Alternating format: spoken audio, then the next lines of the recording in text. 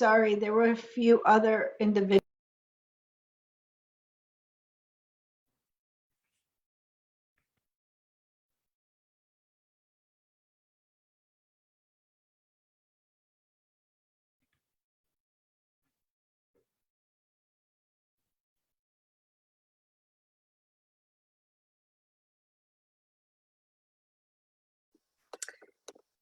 Okay, everyone. I think we got it figured out, and I think we are officially live streaming. So hi, everyone, and welcome to our February 2022 Social Innovation meeting. We are going to get started with quorum first to try to establish quorum, and then we'll go into our agenda. We have some wonderful presentations and some great updates for you all. Again, thank you so much for being patient. So I will call the Commission on Social Innovation February meeting into order, and we will try to establish a quorum at the moment. So bear with me as I pull up the full list of members. Vice Chair Marc Lane. Present. Present. Christy Laurentis. I believe has not joined us yet. Xochitl Flores. Actually, Present. okay, yeah, they're here. Christy is. Okay, let me see if I can. Howard Mills. Present, thankfully. Superintendent Killen. Here. Good afternoon, everyone. Mayor Ellsbury. He's coming. We were in a separate, the wrong meeting.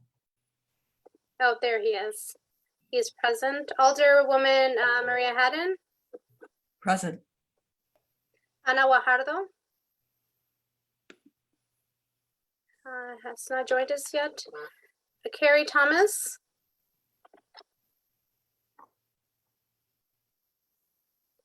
Commissioner Freeman. Present. Present. Commissioner Agape. Present. Commissioner Rice. Present. Commissioner Elston. Present. Commissioner Yonan. Present. Commissioner Norrington Reeves has an excused absent today. Is there a representative representing her today? Okay. Commissioner Malone. Commissioner Anderson. Commissioner Brutus. Present. Commissioner Cooley. Present. Commissioner Raymer. Present. Commissioner Espinoza.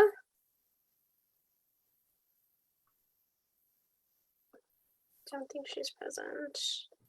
And our newest members, Commissioner Bill. Present. Bill, can you, just for the future, help me with your last name? It is Schleiser. Schleiser. Thank you so much. No And problem. Commissioner Wendy Dubu. Great to be here. Thank you. Thank you for joining us, and we'll be able to introduce you in a little bit. Great, so we have quorum. We only have a few members that have not joined us just yet. So thank you all for being here today and for joining us in our monthly social innovation meeting. We are going to get started with some just updates in general. I'm going to hand it over to the vice chair. He, I know, was very wonderful in helping us get 2 new commission members, which you have both, you all have heard. So if you can help us out, Vice Chairman Lane, introducing them, and then we'll go into the general meeting. Yeah, thank you. Thank you, Commissioner. Yes, it's a great pleasure to introduce 2 new commissioners. Commissioner Wendy Dubow, who many of you may know as the longtime President and CEO of United Way of Metropolitan Chicago, and she's now the chairman of the Institute for Nonviolence Chicago. And she's going to be a great addition to the commission. We're delighted to have her serving with us. So Commissioner Dubois, welcome. And Commissioner Bill Schleiser, who is the CEO of Delta Institute, which, as many of you know, is a prominent nonprofit organization of the city of Chicago that is responsible for helping create a sustainable and resilient Great Lakes region. So again, Commissioner Schleiser, we're delighted to have you join us. So welcome to both of you. Yes, thank you so much for joining us, for taking the time. I'm sure that Mark was able to just give you some background on this commission and the work that we have done, but that we're hoping to do. So thank you so much for you both to joining us today and having the willingness to participate as well. I jumped to my agenda just a little bit, so I'm gonna see if Irene, if you can help me out. Were there any registered speakers to today's meeting before we start with the regular agenda? No public testimony submitted at this time. Okay, great, thank you. So again, I will hand it back to our vice chair so he can introduce our guest speaker. We're excited to have Mike here. Mike, if you could just verify, I'm going to try to make you a co-host again so you can share your screen, but before we'll have Vice Chairman Lane give some background as well to the work that you've been doing. Thank you so much. And it is indeed a privilege and an honor to have Michael Strautmanis join us today. As many of you know, he has been and continues to be a trusted advisor to President Obama, having served in the White House as a counselor to the president for strategic engagement, and now more recently holds the post of executive vice president for civic engagement at the Obama Foundation.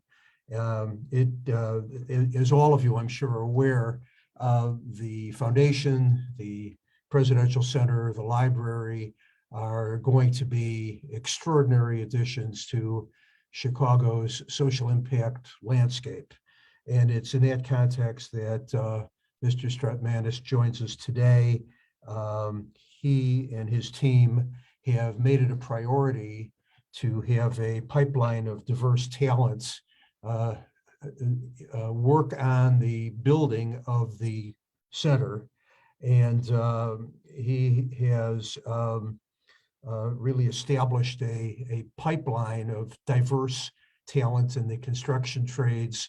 And that pipeline is replicable. There are opportunities to establish models for employers to do the same and ensure that they have diversity and inclusion and equity in their hiring decisions, as well as empowering a diverse workforce.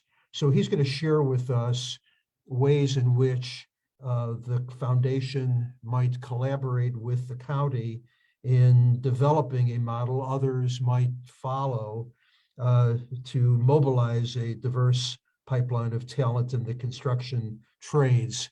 So, Mr. Strautmanis, we're delighted to have you. The floor is yours, and we're eager to hear what you have to say. Thank you. It's good to see you again. Yesterday I called you Mark. Today I'll call you Mr. Vice Chair. And I also, it's good to see given so many... the people you hang out with, I can't even imagine what tomorrow might hold. Exactly. We'll see you tomorrow. So many of the commissioners I know personally. The rest of you, I know your work or have done a little research, and it's really impressive that this group has come together. It just is one more thing about Cook County that is special. I also would say that I see Karen Norrington Reeves is not here, which is good for two reasons. One, she knows more about this topic than I do. And two, I've known her since I was 4. And I don't need her telling any stories about Walt Disney Magnet School because I want to impress everybody. So I really do find this to be a great privilege. So thank you for having me. You know, working at the Obama Foundation, as you can imagine, is indeed really special. But not really for most of the reasons that people share when I tell them what I do for a living. So yes, you know, I appreciate the time I have to engage with the Obamas and their social impact work. They are indeed brilliant and driven, but that's not the best part of my job. And yes, you know, I love engagement work in Chicago and across Cook County, bringing community members and stakeholders together to make change happen. Although I will say a friend of mine once defined community engagement work as having your friends yell at you. But I'm sure you all don't know anything about that. Indeed, the best part of my job is that I get to pay forward all that was given to me. You know, my journey has taken me from 79th and King Drive to Uptown, to the White House, literally all around the world and back home. I get to help to create a new cultural institution. You can see a picture of it right there, the Obama Center, that will do for generations untold what museums and libraries and the arts institutions and more in Chicago did for me. They let me dream big, have experiences beyond my circumstances, and build the skills to make it all real. So I want to talk to you today about innovation and social impact, which for many, I think sound like, or they can make it sound like fancy words about complicated topics. But, you know, those of you on the commission know that it's really about changing the way we solve problems in order to create meaningful results. And that's the mission of the Obama Foundation, to inspire people to tackle the challenges of their time, empower them with the tools and the skills to be effective, and connect them with others to scale their impact. And it all starts right here in Chicago, and its home will be the Obama Presidential Center. So I want to give you a little background on the OPC. You know, it's not your father's presidential library, as the saying goes. We're on a 19-acre site on Chicago's South Side, situated within the city's historic 500-acre Jackson Park. We broke ground in September on what will be a historic, community-oriented space and experience for visitors and Chicagoans alike. Our city's South Side has a rich history and culture, and we are committed to bringing its vibrancy to life through the center. We are creating an open and free hub of vitality to give to our neighbors and those who visit from across Chicagoland and around the world. We want to give them space to relax, enjoy families and friends, learn, and become engaged. You know, so to us, this begins with the land right across from the OPC. So the vast majority of our site is dedicated to open and green space for the public. We're creating walking paths, play areas, a women's garden, a sledding hill for a day just like today, and other amenities to turn the tide on decades of historic underinvestment in the area. But the inside of the OPC is going to be special as well. The museum will capture and celebrate President Obama's historic path to the presidency, and also spotlight our area's prominent role in the civil rights movement and its history of community engagement. The center will display a range of important artifacts from President Obama's historic campaign and his time in office, including manuscripts, correspondence, books, campaign memorabilia, and more. But our work goes beyond the Obama Center itself. As you can see from the slide, we also have a commitment to our community to build the next generation of leaders. And we started on this work before the doors to the center have even opened. We have already engaged young men of color through the My Brother's Keeper program, providing them with mentorship and leadership and learning opportunities. We've also partnered with an organization called Urban Alliance to increase economic opportunities for high school students, including paid internships for interns currently working at the Obama Foundation. You know, we're just one project, but we have always seen ourselves as a catalyst that can bring other investment and development to often overlooked areas.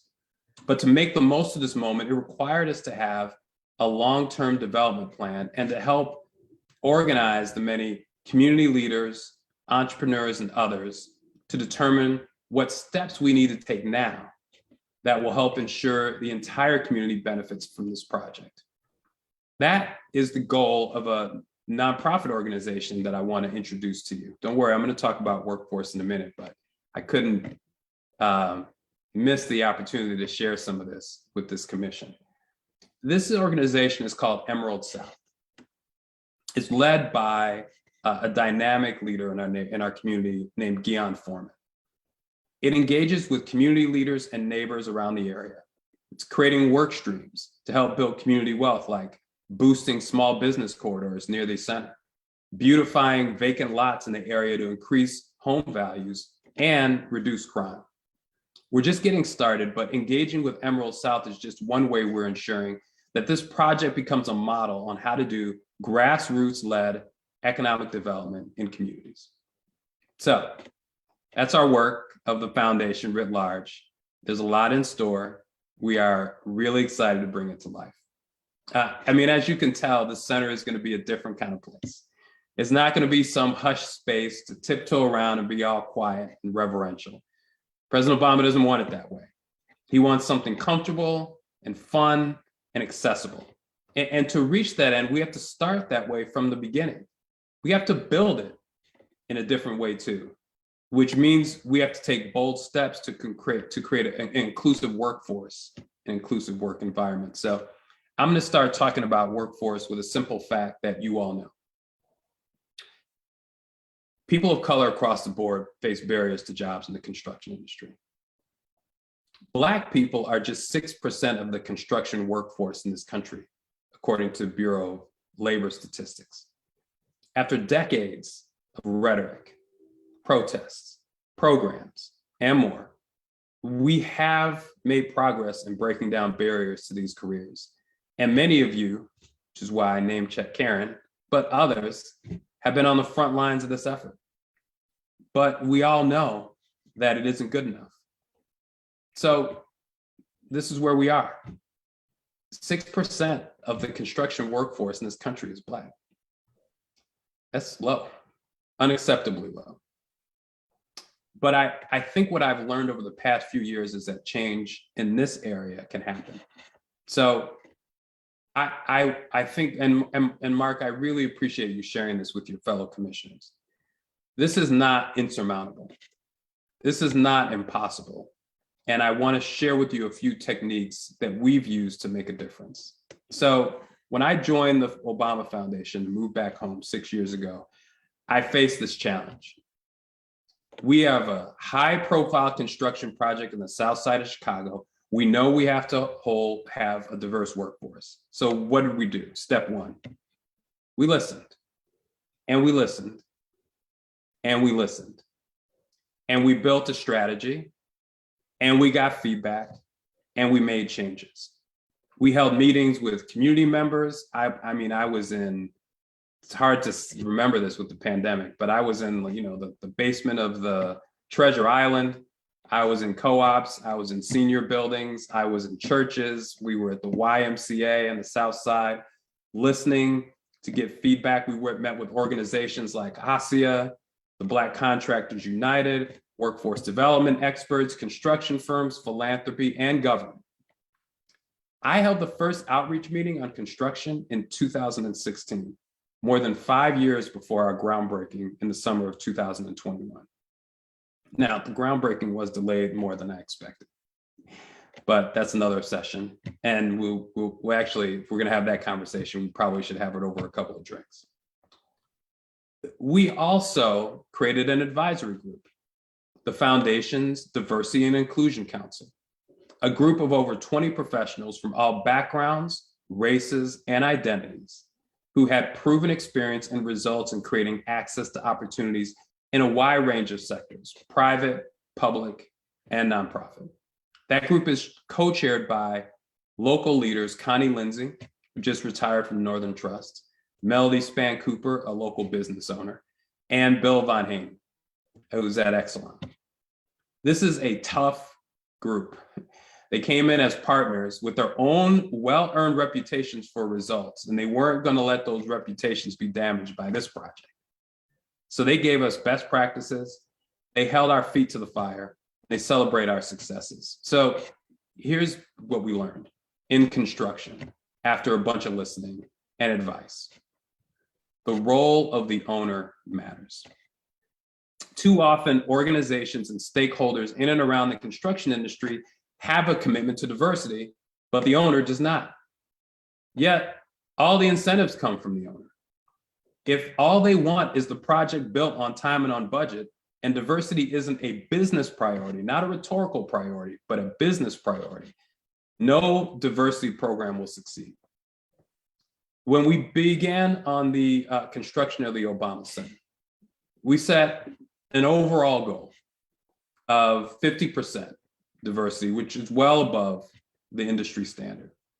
Today, we're at 53%. That means we've committed almost $60 million to Black businesses. And we set a goal of 35% of our workforce coming from neighborhoods on the South and West Side. We're now at 42%. Now, remember, we only broke ground a few months ago on a project that is scheduled to finish in 2025. So I'd say we're just getting started. What else do we do? We spoke to the business owners in the construction industry all across Chicagoland, and they told us that the set-aside programs that were established to give opportunities to minority businesses to get contract had become a ceiling that capped their growth. They were permanent subs almost. It seemed like a good thing in the short term, but in the long term, these companies were prevented from gaining scale and building wealth. So, in large construction projects, we learned that there's this pattern of breaking off a small piece of the project to give to a construction firm and sort of giving them only that, right? You've got your subcontracting goals met, but the construction firm is blocked from gaining the experience and the access that lets them someday become a prime contractor on these major complicated projects, despite their proven skill and ability.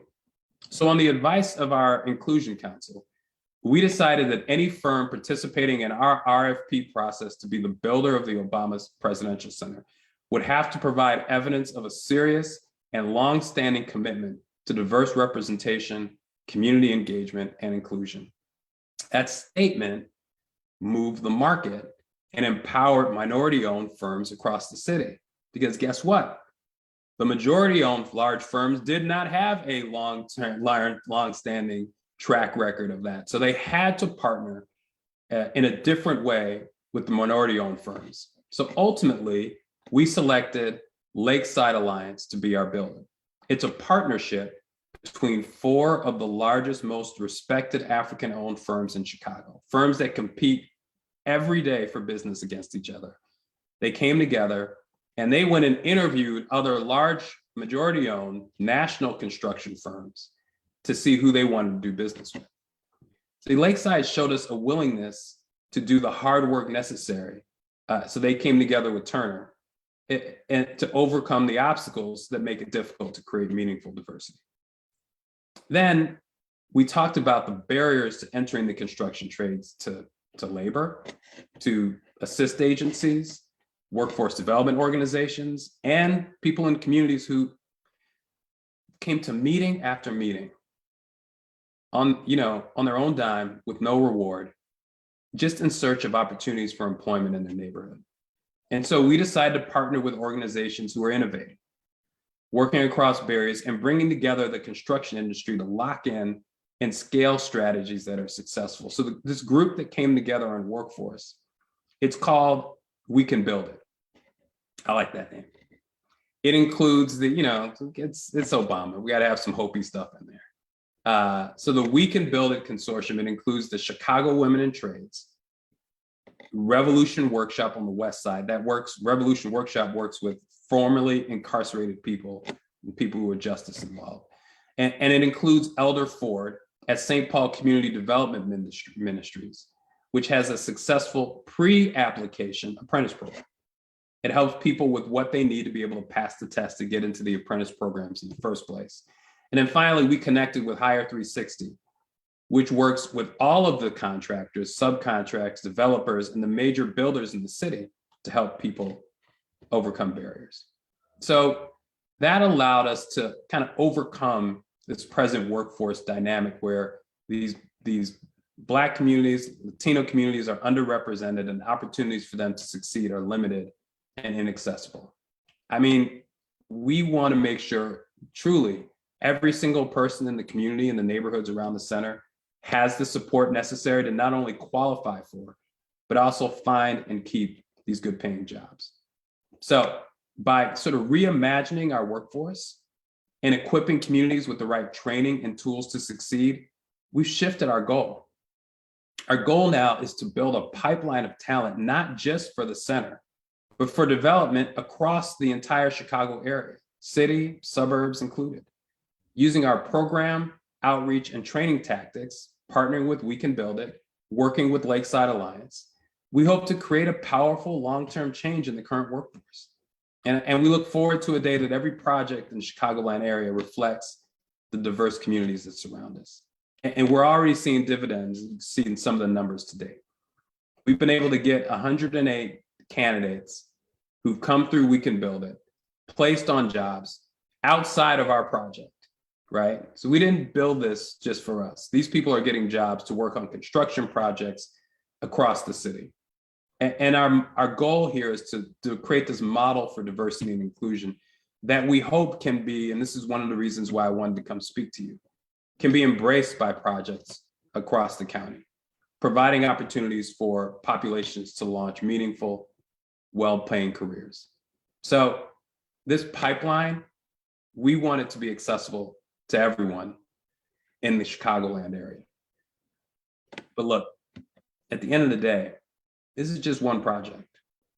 We have to have other people join in this effort as well, so we're going to succeed. I mean, there are still too many barriers and systemic challenges for a project, even one led by the Obamas, to solve this challenge. So we kind of need all hands in. And I guess I'll just end by saying this.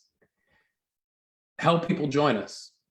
Help bring the model and the lessons that we've learned to other projects and communities across Chicagoland. We are bringing Black leaders in the construction industries to schools in the neighborhoods around the center to identify these careers to young people. I know they would love to come to your neighborhood and talk to the young people in your communities and introduce this construction industry as a meaningful career choice. The economic opportunity is in front of us is tremendous. Now, I'll leave you with a couple of numbers. The OPC is estimated to have an economic impact of over $3 billion in Cook County. We anticipate we're going to bring an anticipated 760,000 visitors each year. When this project was in its very beginning stages, I remember us saying we wanted to make sure it wasn't just on the South Side, but of the South Side. And I believe we are on our way to accomplish that. So we want to be a catalyst for investment. We want to be part of the change that raises the tide. We designed our campus so it reaches like opening on the Stony Island all the way south to 63rd. But, so people who come to the OPC can not just visit it, but explore the rest of the neighborhood, grab a cup of coffee, get something to eat, see the beautiful neighborhood and community that we all know. To us, inclusivity is not about reaching a magic number or spending a certain dollar amount. I think it's about having a seat at the table and having your voice both heard and considered. And even told no, or we can't do that right now sometimes. Inclusion leads to changed attitude and changed lives. And I think we want to know what drives diversity at its root.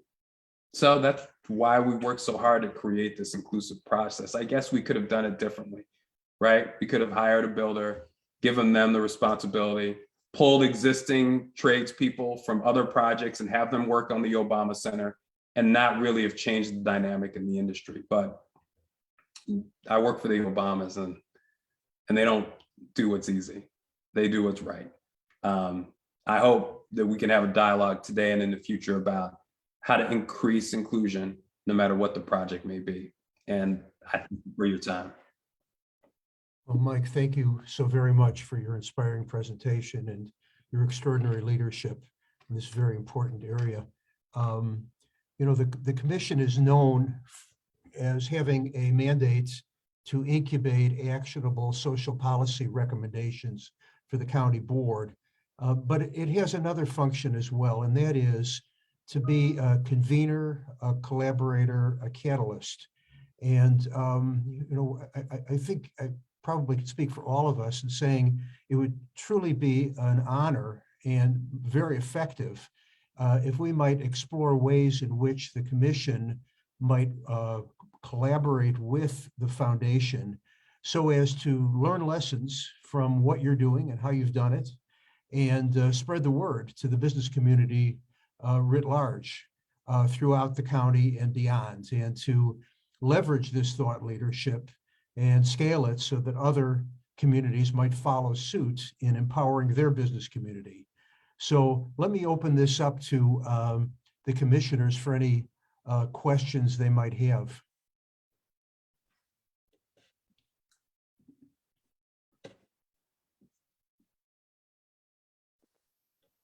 Vice Chairman, I can get started with a question that just kind of comes to mind as a Cook County Commissioner.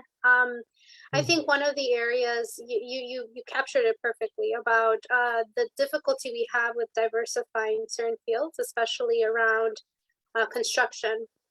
So one of the things that you talked about was just the intentionality of it being a priority for it to be diverse, for you all to collaborate with, I believe you said Lakeview Alliance? Lakeside, yeah, Lakeside Alliance. Lakeside, okay. So I think it's interesting because Cook County for a very long time has looked into how to diversify the pool, both in just the trades, but also in the public services type of arena. So would you argue that the intentionality and the goals at the beginning really do set tone to what happens after, or is it part of the process even within, even if that's not the goal, how do you even push even further than that? So I'm wondering on that, on particularly the process that was done to diversify, and whether that's, you know, right off the bat should be the #1 priority for government entities when they're looking into diversifying, or whether it's just part of it should be part of the culture nonstop, regardless of whether there's these goals to meet at the beginning. You know, I appreciate that. I think I'd say a couple things. One, I think we benefited from everyone's assumption that our owners, our founders, cared about this issue. And so anyone that wanted to do business with us, that wanted to get hired, came with the notion that they had to show that they cared about diversity and inclusion. And it was interesting to see in those early days, even the impact that had in a real estate business. You know, part of obviously what we're doing is we're building this, you know, $600 million or so or more construction project. You need people who have operated at a certain scale who can help us do that. And so we brought in, you know, obviously we attracted people who had not, because of the history of the city and because of the history of the business community, you know, had not really made any meaningful strides on diversity and inclusion. And we watched them have to go and listen and talk to people and bring other partners to the table to be able to do so. That's, I think, #1. So yes, a clear understanding by the leadership that this is important matters. I think #2, there has to be sort of a constant dialogue, because if it's one and done, frankly, the system, the status quo will find a way to recalcify within whatever, you know, system you bring. And so, as I said, what I learned through the set aside program is, you know, they were like basically the, you know, the status quo said, okay, I know how we can do set aside. We will set aside a ever shrinking or limited percentage of the deal. We will make sure that these folks don't get into, because, you know, if you're on a construction project and you're doing the parking garage, right? You're there when the parking garage starts, and you're there when the parking garage ends. You're not part of the entire other conversation and dialogue around the full operation of the project. And so even though you were there and you did this major parking garage, when it comes time to compete to be a leader in something else, well, you don't have the experience because you weren't in the room, right? And so I think that part of that is, you know, continuing to bring people into the room for that discussion.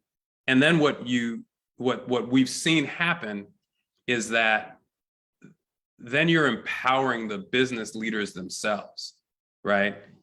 You've given them the incentives because they're able to go to the marketplace and say, hey, the owner wants this. You've put them in the room so that they have the knowledge and frankly, the relationships to be able to move forward. And then I guess the last thing is accountability mechanisms. And there's no one like government. I mean, you have plenty of accountability mechanisms. But I think that what often happens is that there's an incentive to shoot low and exceed whatever you say you're going to do, right? What's the phrase? The under promise and over deliver. I think what we found is that people are sophisticated enough to know that there are tremendous barriers involved. And so if you have a goal and then you articulate exactly what's keeping you from meeting that goal, let's say something like a pre-apprenticeship program is needed because too many people who come and show up aren't prepared to be successful in the apprenticeship test. Well, then you can say, all right, well, let's design something together with the community that meets that. And then the community is in a position to organize itself around helping meet that. And then they can see some, and I think this is something that happened with us. People saw early success before we started announcing what we were doing. And then once we announced our goals and once we announced our program and people had proven to us, you know, in the We Can Build It consortium, by the time we announced it, Chicago Women in Trades, Revolution Workshop, and others had St. Luke's had shown a track record of not only being able to successfully, and I'll end with this, successfully help people achieve barriers, but they showed a willingness to work across difference and collaborate.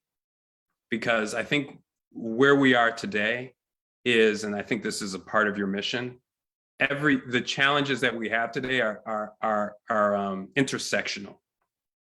And so people are going to be successful, have to be able to be collaborative and work with each other. And sometimes, you know, let's face it, you know, some of us, some of our partners, and certainly some people who are doing this work at the community level can't collaborate. And if you can't collaborate, you can't help us, at least with the Obama Foundation, you can't help us achieve our mission and reach scale. So those are, I hope that was responsive. Those are the few of the lessons that we've learned to go dig a little deeper. Other questions? Yes. Thank you for the presentation. It was really interesting to see how you kind of flipped the model around all of this, because we do know the certifications for business enterprises do not work correctly. And I'm wondering, what are the public policy implications for procurement guidelines that might be learned from your experience? And also excited to hear that you are working with Emerald South. We are as well, and they are a great group to be working with. My question is, from what you've learned from this process, how are you thinking about the non-construction jobs affiliated with OPC moving forward? It's such a great question, because that is part of the intention here, we didn't start to put together a workforce program for the center itself. We held on that effort until we got started with this and are able to learn some lessons. So a bit to come, but I think I'd say a couple things. One, it all feels quite industry specific to us. So I think, you know, we're going to probably need to, you know, do something different with docents than we do with people who are working on landscaping, than we do with people who are running programming, than we do with people who are going on a management track, right? So I think one, you got to be kind of sector industry specific. I think two, dialogue not only builds information, but it also is a great way to discover champions and people who are really going to take this on in partnership. Because we're in a, obviously an incredibly transactional, caustic time in some areas. And some folks are only going to deal with you in a transactional way. I mean, that's fine. I get it. But I also need partners. And I think taking the time to have that dialogue will allow people to sort themselves in that way. And then finally, like, figure out where the white space is. We could have, and we thought about for a while, creating our own pre-apprenticeship program and training program and, do something completely bespoke, I think the phrase is, for the Obama Center.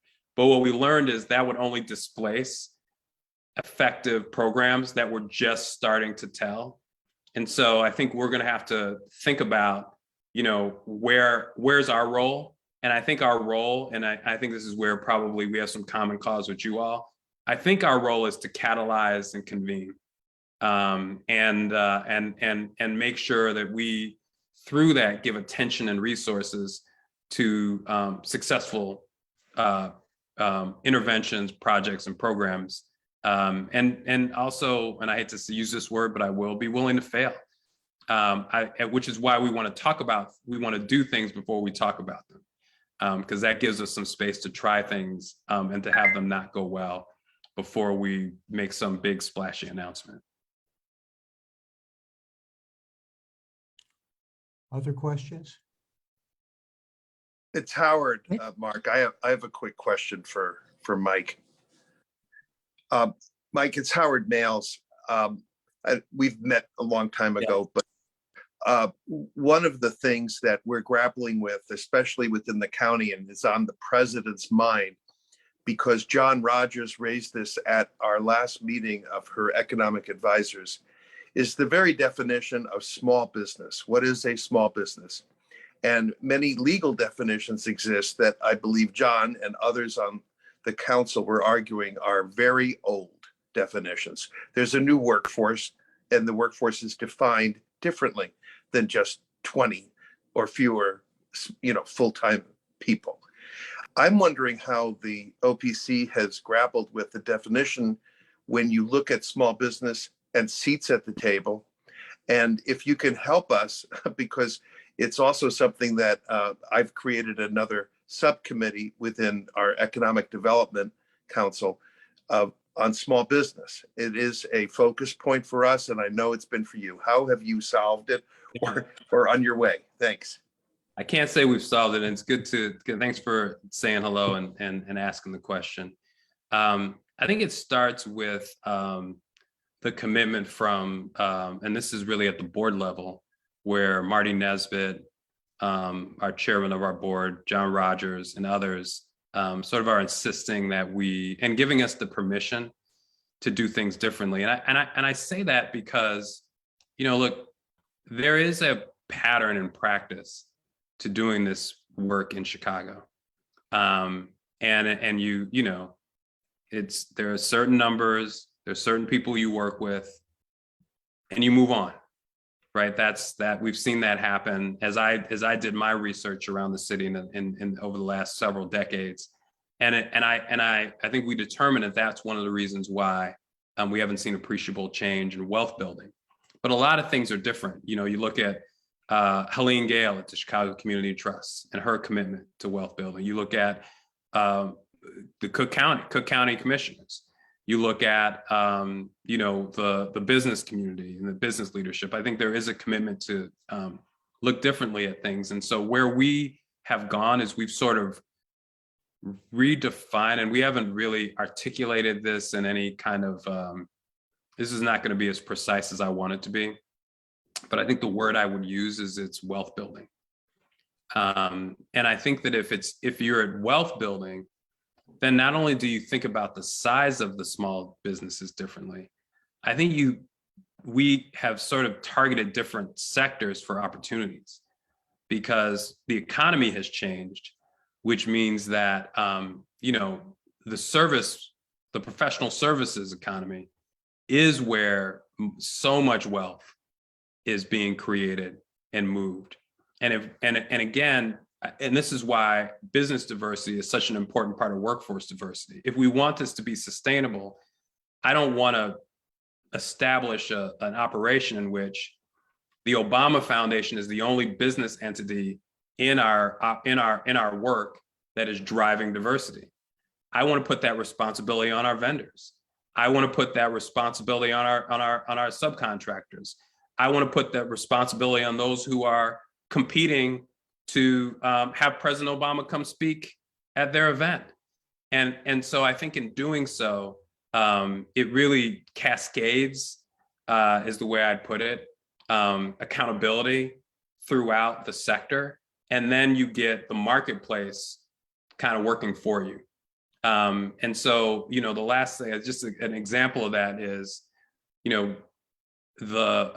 something that we learned in the construction industry is that mentorship is a great thing to do when you don't have people of color in a particular sector of business, right? What used to happen, and I know this happens a lot, is that when you define your diversity goals, you exclude from the, this is where me being a liberal arts major at the University of Illinois has me struggling. You exclude from, is it the denominator? Any sector of business that does not have a diverse representative in there. So, let's say you're talking about your business diversity, your business spend. We'll take out airline flights because there aren't any diverse ownership of international and national airlines, right? So we take that out. And so when you achieve your percentage, you're not achieving the percentage of your entire spend. And so what we've done through the advice of the Inclusion Council is we now have sort of got the whole number out there. And what we do is we disaggregate between addressable spend and non-addressable spend. And what that does within the organization is, because the whole number is out there, it sort of keeps everybody accountable and keeps everybody looking for opportunities. And so, as I was saying, if you don't have someone who, I don't know, a business that knows how to do X, that's in that industry, that's diverse, well, you can make a requirement that whoever you hire to do that mentors another business that could do that, or a business owner that could do that. And then they get a chance to see how it works at a very high level and have the opportunity to grow their business into that area in the future. And you have to accept that pipeline building is part of the way you're going to define success if you do it that way. Any other questions? Patrick, I think you have one. Yeah, thank you, Vice Chair. Mike, thanks for your presentation. So hang on. Patrick has known me also since I was very young. So I just want to make a disclaimer before he asks his question in case he tells a story. Go ahead, Patrick. Yes. Commissioner. No stories. What happens in Champaign stays in Champaign. Exactly. Mutually assured construction. Yeah, no, congratulations, Mike. This is a great presentation. I don't think I've heard it differently before, but this is a great update.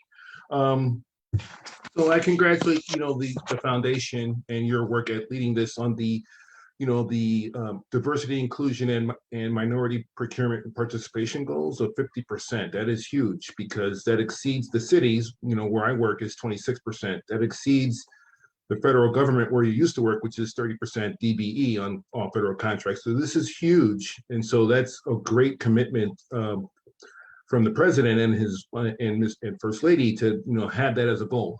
But in that 50%, you have Black, you have Latino, you have LGBT, which I know is another landmark commitment the foundation made to include them in that minority goal, that participation goal. And you didn't really get into that. So one, could you kind of share how that's going?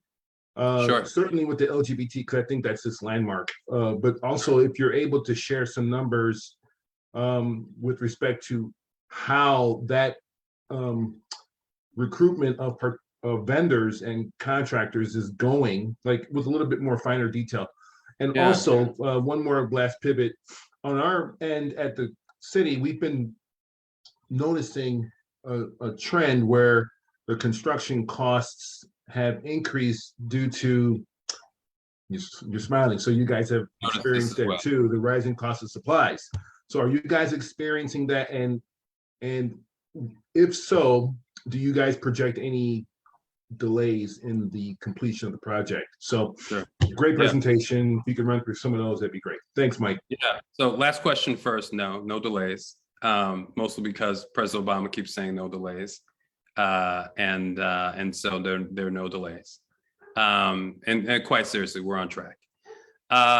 Secondly, I will, and I know Mark will hold me accountable to this. I will get back to you on the breakdown, but I would just say that it includes not just LGBTQ plus businesses, but also people with disabilities as well.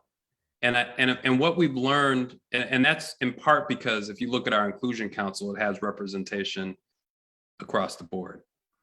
And so it was an interesting dialogue when we talked about construction because, well, just, what we'd heard is that there aren't that many businesses that are identify in that way. The certification process is not as robust as it is in other areas.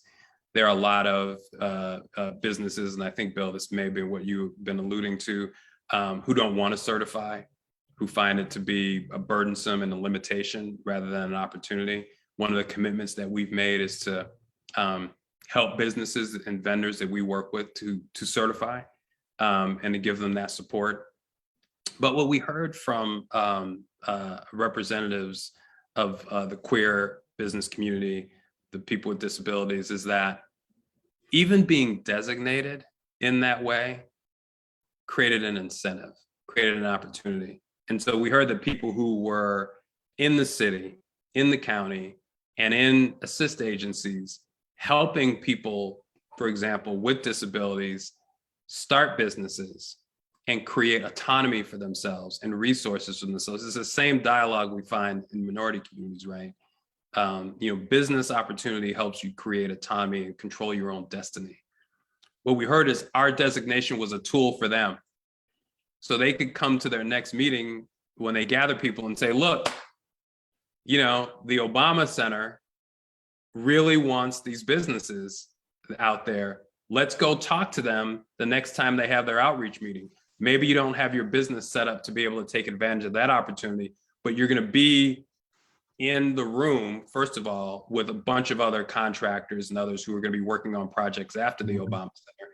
And then secondly, you're going to be able to ask questions about what do you need in order to be able to be competitive for these contracts in the future. And so, again, that's why I think this long view is that President Obama always talks about is important, because it allows you to make decisions that aren't, we have to have a diverse workforce for this project today. But I think we also want to make sure we're being intentional about taking steps to create opportunity for people when this project is over. Yeah, it's literally been a boat that has lifted off, a tide that has lifted many boats, right? So that's a fantastic vision that you guys have been able to lead. So yeah, it's great. Thank you. I'll get back to you on the numbers. No, yeah, thanks, Mike. Other questions? I just have two questions. Oh, sorry. So very interesting what you've done, and it was a great presentation. Have you done any tracking of pathways of folks? You may not have done this yet, but the pathways of folks who've been involved and where it's led and leading to, right? So longer term, what it's mean, because you sort of mentioned this in your last comment. And then, the second piece, I think what you said about the role of, the center in catalyzing this. Do you already see examples of this, catching on and being replicated that are, specific and already on the horizon? Or is that, for example, an area where the commission could help? How do you see sort of the next phase of how this could replicate in the city? Yeah, I think I'd say the answer is we need help on both scores. So we are tracking. And we will continue to do so. I think but people asking these questions within the construction industry, I think would be really helpful. You know, right now, again, what I've seen, and this is going to be, you know, for illustrative purposes only, but sort of imagine, you know, a set of diverse tradespeople sort of shifting from one project to another, helping different projects meet their numbers, right? And it's great for them. And I don't begrudge them. I want them to get those jobs. But what ends up happening is, one, you have other tradespeople who get disillusioned. You know, I'm not getting the call. Why am I doing this? And so one of the things that we found early on is we had an influx of people who had union cards, but had kind of stepped away from the industry, given up. And so part of the barrier reduction fund, part of what we created it for was to help pay back dues. So people who had union cards could get in right away and get to work. So helping have a dialogue about that is great. Lori Healy, my colleague, who is got a tremendous track record of being involved. She is the construction delivery lead for the Obama Foundation. Reminds me all the time that inherently construction jobs are temporary jobs, Right. unless you are on a career path, right? And then you're part of a crew, and then you're in the union, and then you get to move from project to project. Otherwise, it's a one-off. And I think having a dialogue about this as a career path and asking where people are going, I think would be helpful. We're going to track it. And as we report these numbers, sharing them will be helpful in that way. And then yes, I would love to have a dialogue about how to take this model and replicate it, or how to support the organizations like Chicago Women in Trades, like Revolution Workshop, like others, Safer Foundation, how supporting those groups who have decided to make what is a tough decision to collaborate and work together in an environment where they're all competing for grant money and philanthropy. You know, the incentive is, let me just, you know, do my thing, be able to articulate my numbers, get my grant, get my resources, and figure it out from there. Collaborating and coming together and creating a consortium, not just a coalition, but a consortium that is doing business together, I think is much more difficult, and help incentivizing that and rewarding that would be terrific. Other questions? Commissioner Raymer has her hand up, and there's a question. Commissioner Raymer, if you would, please. Yeah, hi. My great presentation. Great to hear from you again. My question surrounds kind of the policy. You know, we here have the ability to make recommendations to Cook County on policy, or, you know, whatever it might be. In all your conversations and you know, meetings and all of that, have you heard or have you discovered any kind of inadvertent policy barriers to progress, to, you know, getting things done? And any recommendations? I'm really interested actually in the certification process moment there, and the challenge there, and then your call out on mentorship, how that is, if you're not really a minority owned business, but if you commit to mentoring, that's really powerful too. You know, could that be introduced to some of the certification? Or I don't know, just love to get your insight into kind of the policies that might be improved regarding this topic. So one, it's good to see you. And as a Zoom hand raiser, I just appreciate that, clicking that little button. I think I'd say on a policy standpoint, my part of my purpose here, and I should have put this in my remarks, is I really want to introduce you to the people on the ground in these different organizations who are working through these barriers in real time. I will, of course, share what I have, and I will do that as a follow-up. But I think, you know, I think if you stop with me, then I will not have done my job in lifting up and sharing the spotlight on people who are doing tremendous work. So, and it won't be too many, but I'll have a few that would love to share those real life opportunities with you. A couple that I'll mention when it comes to how we are doing business diversity along with mentorship is, we are asking people as a part of the requirements for bidding and for doing business with us. We're asking them about their philanthropy. We're asking them about their board membership. We're asking them who is the lead and principal on the project. Some of these very large organizations, firms, professional services firms, it makes a big difference who the partner is or the principal is, who's doing the interface with the client. It's what gives them meaningful opportunity and experience within their and stature within their organization. As I said, we have this internship program with Urban Alliance. We're asking our vendors if they'll hire an intern. And all these things, it's interesting to see in what is a highly competitive business environment today, how much opportunity can be created through the right incentives. Mandates, I used to work in government, in the federal government. So for part of my career, I was all about mandates, and they have their place. Obviously, I spent a long time in that side of the business. Where I'm at now, it's been an eye-opening experience for me. Maybe it shouldn't have been, to see how the market moves through incentives that are designed in dialogue with the businesses that you want to give the opportunities to as well. So those are a few examples, but I owe you more, and I'll connect you with the people who are overcoming these barriers today. Thank you. Any other comments or questions? Vice Chairman, there is a question on the chat from Harry Alston. He says, "Good evening, Mike. Thank you for this presentation. What are the various talent pipelines in parentheses sectors that you are developing and seek to develop, and how can we connect to those?" I will.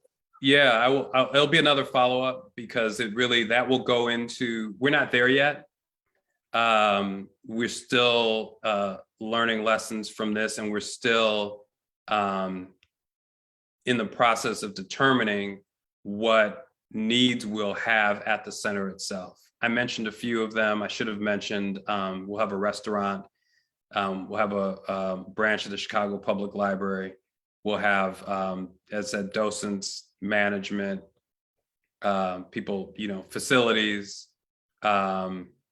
program leads, et cetera. And as I said, I think our strategy, I think, will be to be pretty specific by sector in order to maximize the opportunity for us to create, to design programs that'll actually meet the needs and lift the barriers that are there. One last thing on this we are continually going to schools to share these different roles and these different professionals. I'm part of the reason why I'm here is somebody did a street law class at my high school, and I showed up and participated, and I was like good at it. And I said, I could be a lawyer. I thought that, literally, this is embarrassing, but at the time, the only lawyers I knew that I paid attention to were in LA law. And so the lawyers were like, that's really cool. It's very glamorous. You're in a convertible and you're living in LA. I'm like in Chicago in February in the snow, like I'm never going to be a lawyer. And it was in this class that I thought to myself for the first time, I could go to law school and be an attorney. And so there is, again, the need that we have to create jobs for people today, and the need to create a pipeline of people who are ready for these jobs for tomorrow. and an opportunity to inspire a generation to be aware of these, and then to tie and connect them in to mentorships, internships, and people in their neighborhood and community who will help them along the way. Thank you. I think that Commissioner Cooley has had a question. Am I right? Please. Yes. Thank you for the great presentation. And I think my question was focused on, how you're going to move into ongoing work as you move from construction to ongoing operations, and that, you'll be constantly spending budget moving forward. It sounds like you're going to be getting there over time. Yeah, we will. I mean, construction completion. But then also, how are you in conversations with other local institutions like University of Chicago, some of the other folks who would who also have steady streams of construction projects, and other initiatives in the area? There's some other development projects also happening or proposed in Woodlawn, partly based on the growth that you guys are encouraging in the area. How are you guys sharing your learnings with those communities as well, and those other institutions who have a lot of resources to spend and influence as well? Yeah, I appreciate that. First thing I'd say, I should really give the University of Chicago credit. Their team there, we learned a lot from them along the way. Unfortunately, they are saddled with a reputation that obviously came from real experience of being hostile at best, sort of to the community. But I've seen, since I've been there, a deep commitment, and we learned a ton of lessons from them on the construction side in particular. Second thing I'd say is, I would repeat in these meetings that the Obamas are very high profile, but they have one construction project and around already planned are 4 times the size of the construction project of the Obama Center in that neighborhood. And I think I'd say, and so we are having that dialogue. Our partners in city government, county government have been helpful. I think the thing that would really make a difference, though, is if the community used the Obama Center as the new standard for development and construction in the neighborhood, and said, you know what, if they can do it, you can do it. Because look, and this is part of what Patrick's question got to, there is a insidious dialogue that diversity is more expensive, that it's a cost, and then people who are driving these programs then have to justify the extra cost. And our board chair, Marty Nesbitt, said something really interesting that I never forgot, which is we think that the current unrest and challenges that we have in the city, frankly, are showing us that the cost of not doing this is greater. It may have been something that you could have a different dialogue about maybe 10, 15 years ago. But I think people are experiencing today, kind of no matter where you live, that,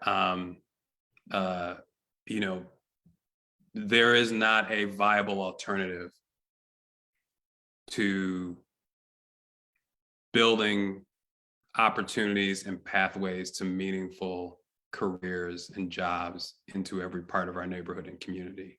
And so I think the other thing that I have been having a dialogue with people at the community level about is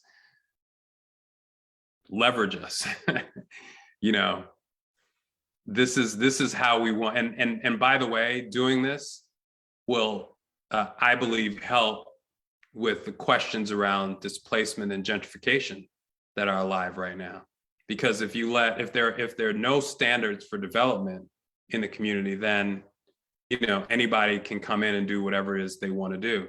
But if the community has a standard that they agree upon, and we're not perfect, but you could certainly start with ours, then that creates a different kind of dialogue and brings a different kind of developer and partner into Woodlawn.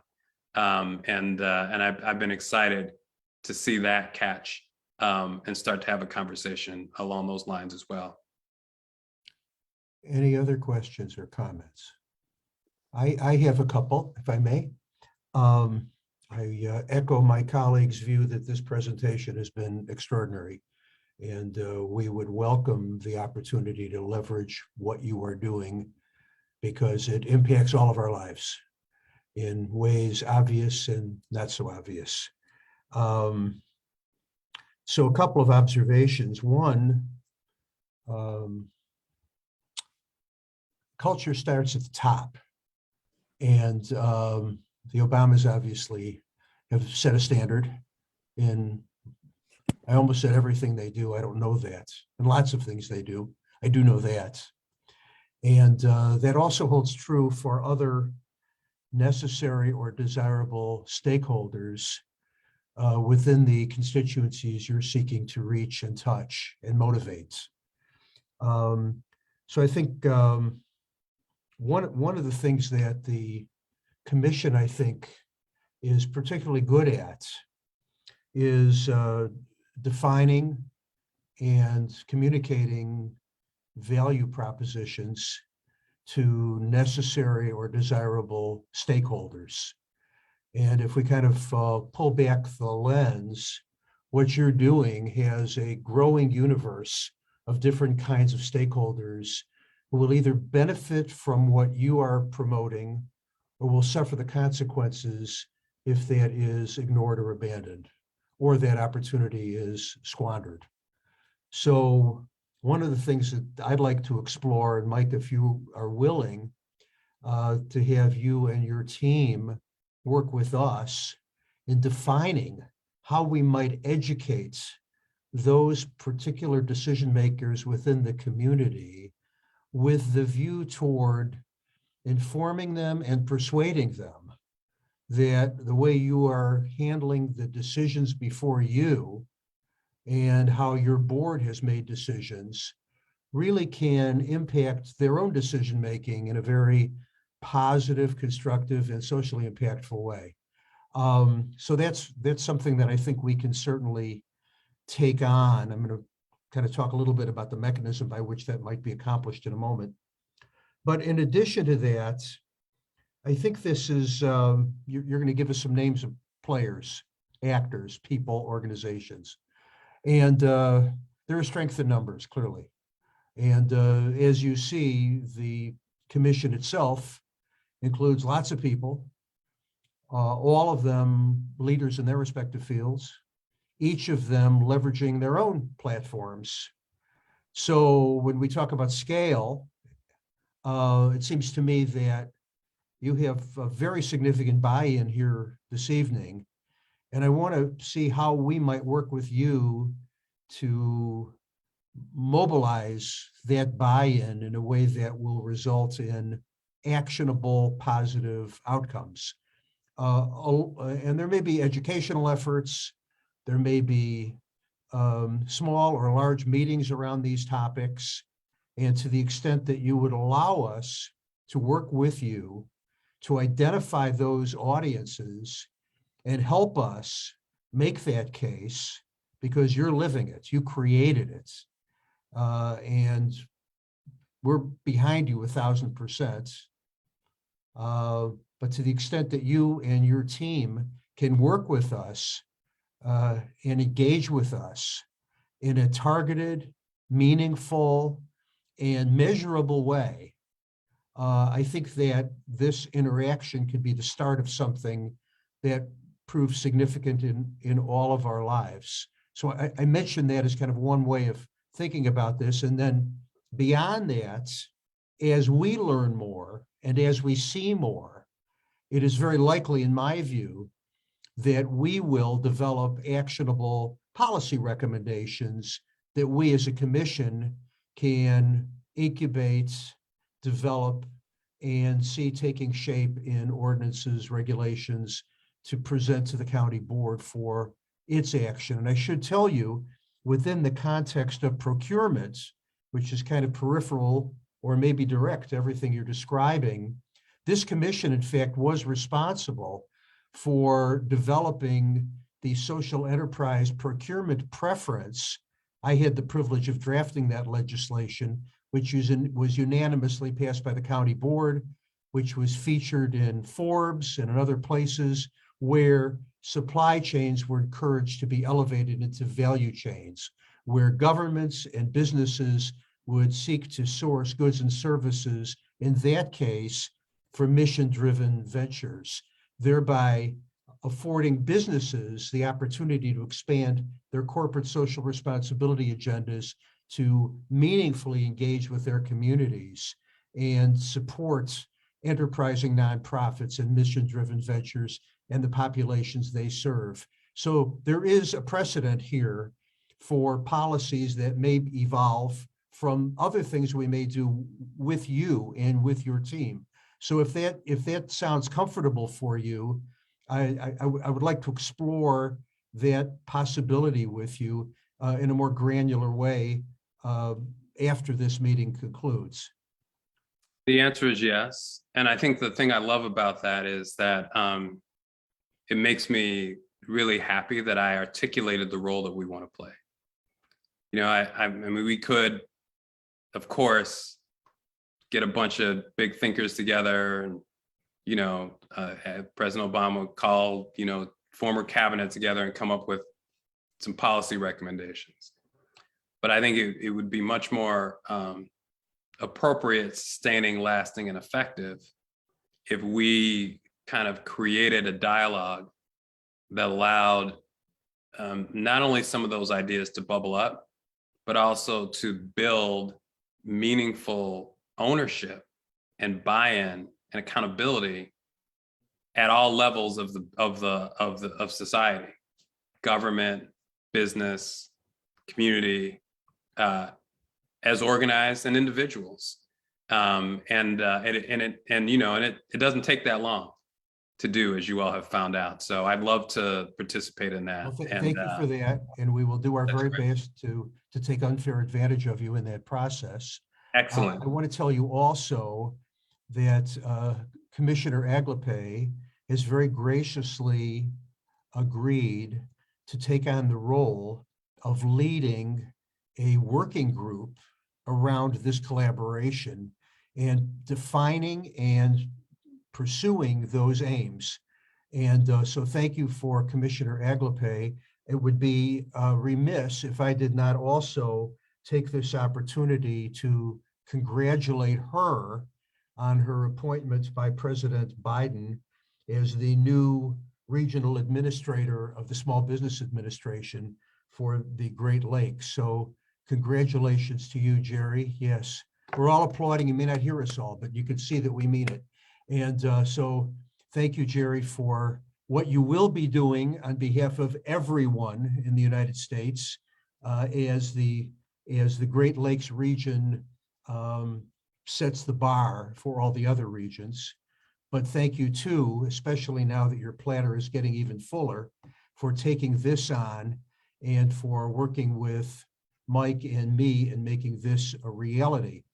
In saying that, I want to remind all of the commissioners that these sorts of efforts only work when they are all hands on deck.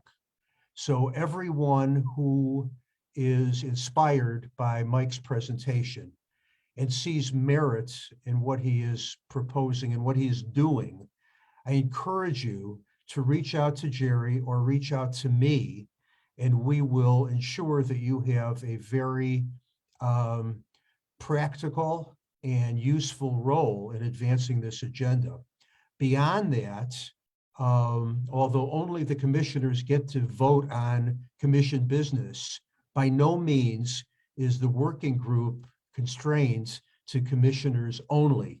So if you know of others, those who have subject matter expertise, members of communities that are interested in this particular topic and have value to add, please reach out to them and invite them to join this effort. And again, if you would be so kind as to introduce them either to Jerry or myself, we're going to do this in a very deliberate, intentional, and productive way. And I encourage everyone's involvement to the extent you have an interest in advancing this cause as I do and as Jerry does. So thanks to each of you. Thank you, Mark. I just wanted to clarify, I think in that role, that would be not representing the president, but as a subject matter expert on the workforce to be supportive. I honestly have appreciated working with so many of you. As you know, the Midwest region has the highest concentration of metropolitan areas that have the most segregated cities across the United States and the Great Lakes region. So I hope to continue advocating and representing small businesses in our communities in this role. So thank you all. It really could not have been possible working with so many of your organizations who are just inspiring every day. So you make it worthwhile. Thank you. My congratulations on your appointments holds notwithstanding, and thank you. And thank you for your humility. It's so rare. So Mike, again, thank you again for making your time today and sharing this exciting initiative with us. We're going to move on with other commission business. We'd love to have you stick around and listen in if you're available to do so, because we're doing all kinds of other interesting things you may want to hear about. And if you're not able to do that, we fully appreciate there are a lot of demands on your time. But in any event, thank you so much for being with us. Thank you. I'm going to step away from a little family time and also take a deep breath because, you know, preparing for this was, you know, I wanted to give you all our very best at the Obama Foundation. So I'm going to step away, take a deep breath, spend some family time. I have some follow-up items for you, and I look forward to next steps. And congratulations again on your appointment. Thank you. Thank you, Good to Mike. see you, Mike. Thanks, Mike. Bye now. And Vice Chairman, I do see a few comments on the chat, so I'm just gonna read those so that they are in the record. So Superintendent Siskillen said that she appreciates and embraces the mission to keep building the career paths, not just with the current job, and that the investment in workforce is so critical, and that Mike reinforced that so well. So great presentation. Commissioner Guajardo agrees and says that others should be able to build and that they need the resources and support, in particular in communities of color. So just wanted to make sure that I put those into the record. And again, I know he jumped off, but glad to have Mike, and I'm glad the participation of the members and the questions were very well. So we're gonna be excited to see, you know, what comes out of this. Moving on to the other items that we had in the agenda. We, besides this, had new business. I don't have any particular new business on my end. I know that this is part of the ongoing projects that we're going to be working as the commission as we get the presentations and having ad hoc committees and ad hoc discussions. Is going to be extremely important. Vice Chairman, were there any other particularly new business that you wanted to make sure that we discussed?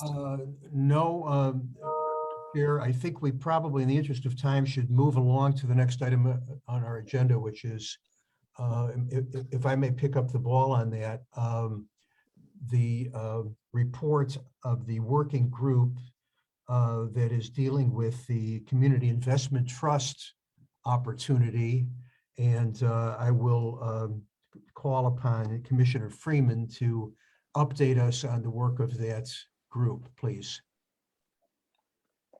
Good afternoon. So yeah, I am very excited about the momentum tied to the Community Investment Trust as a vehicle for community wealth building, particularly being utilized in marginalized communities.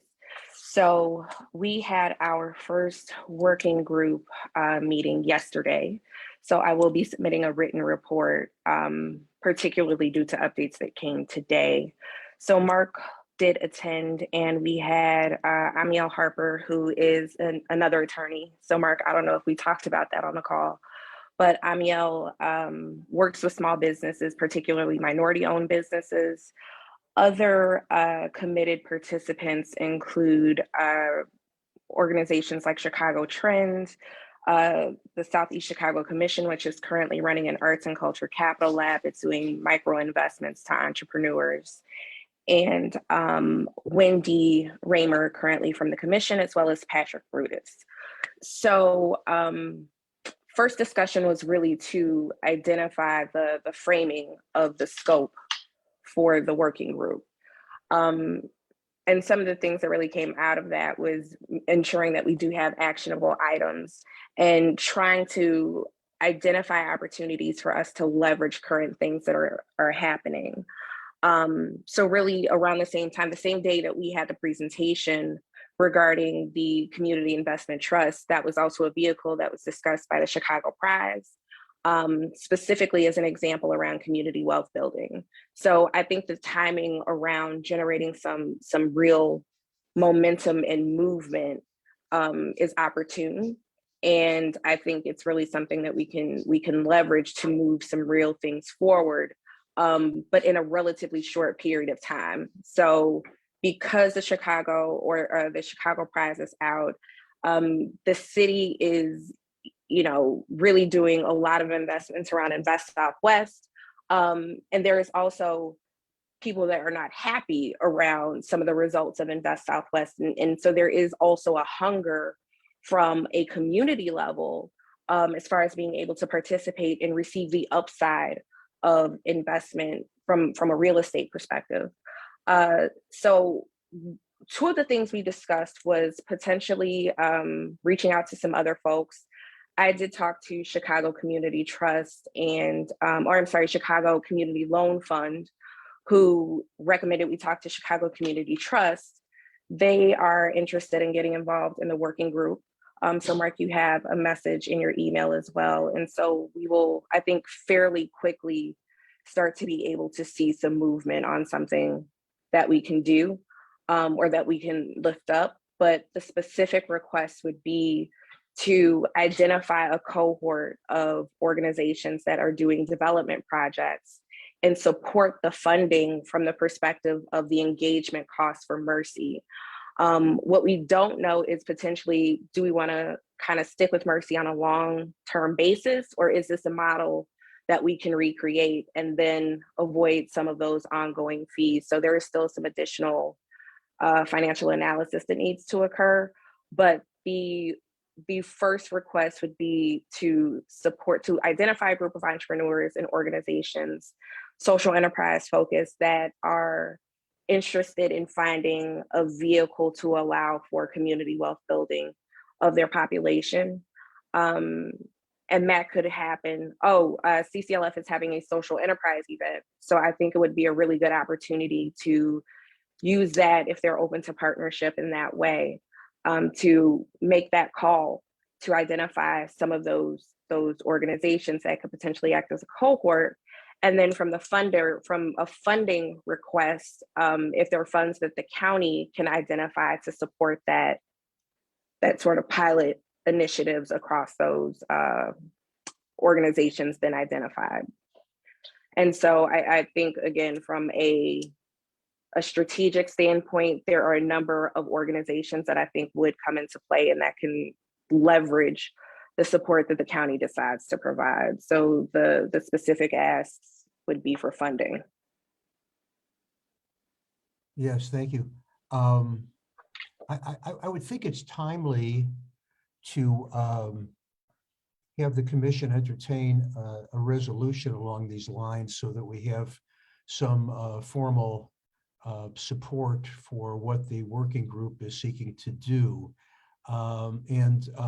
Commissioner Freeman, with your permission, I've been taking notes as you've been speaking, and I'm going to frame a resolution, but I want you to have input on it and tell me if I got something wrong or should be changed or is omitted. But let me, just for discussion purposes, here's what I heard you say, and I'm stating it now in resolution form. Resolved that the commission shall seek to catalyze interest and collaboration among nonprofit organizations, foundations, and social enterprises in the Community Investment Fund Trust model should a critical mass of buy-in emerge, the commission would develop a proposal for the county board's contribution or county board's consideration. You can see I'm scribbling, to dedicate appropriate county resources to help support such an initiative. Does that more or less capture what you had in mind? I don't. Yes. Okay. Madam Chair, how would you suggest we proceed from a governance perspective? Governance perspective, because there's no, a resolution at the moment is not fully drafted and it wasn't published in the agenda, would have to table it, but I'd be more than happy, Mark, to pursue this and see how we can officially put it in the next agenda and we can discuss further to have an actual vote, because that would be really a really good Why don't first we step. do that? And I would suggest if we get Commissioner Freeman involved, and again, thank you for your leadership. I think you have a really good and important take on this. By the way, the organization behind the Community Investment Trust in Portland, Oregon, has had at least very preliminary conversations with Helene Gale as Co-Community Trust. And of course, I know Helene, many of you do here. So I think that might be a reasonable stopping point on our journey as we do that. But if we can kind of work together, Commissioner Anaya and Commissioner Freeman, and develop language that might be voted upon at the next meeting. So, and I just like to ensure that we're all on the same page and everybody has kind of a shared appreciation and understanding of what the next step is. And we have support for that by a substantial majority of the commission. I think that would be very useful as we move forward with these working groups. Perfect. So thank you, Commissioner Freeman. Thank you. Thank you. Okay, I don't believe that there's any other updates, given that the first ad hoc working group was Commissioner Freeman. So I don't know if there's anything else on our agenda, but I did want to just take some time, if you don't mind, Vice Chairman. I had a few announcements. And one of it was, of course, Commissioner Aglipay's appointment, but I know we made that announcement. I just want to also take some time to announce that our Vice Chairman was also pointed out as one of the super lawyers of 2022. So I want to just publicly congratulate you, Vice Chairman Lane, for that accomplishment. We have some great talent in this commission, and I'm excited to be serving with you all and seeing the great advancements and recognitions that you all are receiving due to your the hard work that all members are doing. So just wanted to do that. It looks like I'm going to open it up if there is any other announcements really quick. We are almost out of time, but I do see that Commissioner Cooley had mentioned something in regards to a summit. So I'm just opening it up. Commissioner Cooley, if you want to make that announcement. Yeah, we're hosting the 17th Chicago Food Justice Summit at the end of the month. We've transitioned the last couple of years for being an online event, but we're doing it in partnership with the the Cook County Department of Public Health. So excited for that. It's over 3 days. It's a free event online. Lots of sessions regarding food policy, but also building off of the good food purchasing policy, which was passed by the commission as well. And some good updates on the progress that's being made at the county level. And just also wanted to highlight that some ARPA funding is going to be committed by the Department of Public Health to support infrastructure around equitable for food businesses who could then sell back into the county and other institutions. So excited for all that progress. Thank you. Any other announcements by any of the commission members? Commissioner, this is Soshi. If I could just, and I can put it in the chat as well. For those of you that might not have seen it, tomorrow the the state, so the governor, the mayor, and the president are hosting a readiness summit for organizations, nonprofits, entities that want to get more information on programs that will be stood up by the various government entities. It's really great to see the coordination efforts that the city, the county, and the state are undertaking in order to have a coordinated approach in this. So I will put the information in the chat so everyone has it, but it is tomorrow, and it will be recorded, so it'll be made available for everyone afterwards. Izochi, you also may want to mention that it's pretty much an all-day event from about 9:30 till 4 or so. Right, it is an all-day event. The link, I will put the link in here shortly. Too much to try to handle at once. Thank you, sis. So we will have it recorded and we'll put it up on the website because I know it's difficult to find the full day to attend these type of summits, but I will share the information. Thank you, Commissioner Flores. We have Superintendent Killen. Yes, thank you, Madam Chair. Just wanted to call to attention that the department now has its annual Invest and Cook program. It's actually a collaboration that we're doing in conjunction with Bureau of Economic Development for the Community Development Block Grants. That call for projects is open. So this is where local municipalities can apply for critical transportation improvements or social service needs that they may have through each of those two programs. I did include the link here. If you are working with organizations, or in some cases it's developments that are occurring within communities where infrastructure within the public way is needed, this is just a resource that local communities can go to for the county's assistance in bringing those projects forward. Thank you, Madam Chair. Great, thank you for that announcement. I do see the link. So Commissioner Flores, I don't believe that sis shared the other link that you were talking about. So if you don't mind just sharing that in the chat as well, so everybody has the information. And if you do, once it's published on the website, the recorded summit, if you can send it over to our office, we'll be sure to share with the commission. Great. Yes, Commissioner Malone. Good evening, everyone. Apologies for being tardy, and thank you, Commissioner.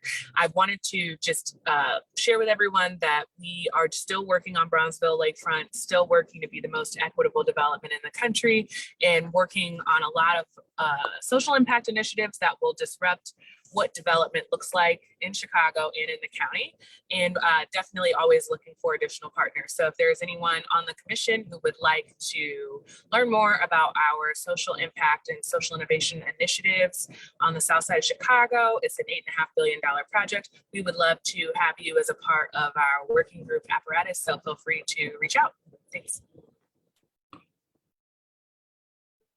Great, thank you. Vice Chair Lane, were there any other matters to bring forward before I we think we've had a full and productive meeting, and I would encourage that we might consider adjourning, Madam Chair. Thank you. Is that okay? So we have a mover, Commissioner. Consider that an enthusiastic motion. I have a question before the motion, Sure. if I may. Sorry, and I don't mean to put Commissioner Malone on the spot, but I would ask if that would be something that Farpoint, your company, and that development you represent would be interested in presenting in the future at a commission hearing, so we could actually hear more about the goals that you just stated your development is offering, and actually to also learn more about the project and its overall impact that it's going to bring to the county in revenues and real estate taxes and et cetera, and things, how we may be able to help, the project. So I just want to put that on her plate for consideration. I wanted to just bring that to you before the motion was made, Vice Chairman. Thank you. Do we have a seconder for the motion for adjournment? Second. Thank you. All those in favor to adjourn signify by saying aye. Aye. All those opposed? Nay, the ayes have it. We're adjourned. Thank you everyone for your participation and Enjoy the winter wonderland, everybody. Oh yes, be safe out there. Thank you. Bye.